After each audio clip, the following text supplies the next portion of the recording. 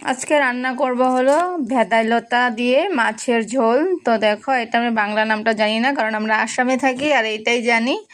তো দেখো, এই পাতাটা আমি সুন্দর করে তুলে নিয়ে আসলাম, তারপর পরিষ্কার করে ধুয়ে নিয়েছি। এখন এটা একটু বেশি করে জল দিয়ে মিক্স করে নেব গ্রাইন্ডারে দিয়ে, দেখো সুন্দর করে। তারপর ছাঁকনির সাহায্যে ছেঁকে তারপর দেখো আমি এক সাইডে মাছ ভেজে নিচ্ছি, আর একটা সাইডে ওই পাতাগুলো যে ছেঁকেছিলাম এটা জাল করে নিলাম। তো কড়াইতে দেখো আমি একটু জিরে দিয়েছি, তারপর দিয়েছি এলাচি, লবঙ্গ, দারচিনি, রসুন থেতো করে দিয়েছি, আদা, কাঁচা পেঁয়াজ, কাঁচা লঙ্কা একটু লাল করে ভেজে নেব। আর ভাজা হয়ে গেলেই, লাল লাল হয়ে গেলেই ফুটিয়ে রাখা এই জলটা আমি এখানে ঢেলে দেব।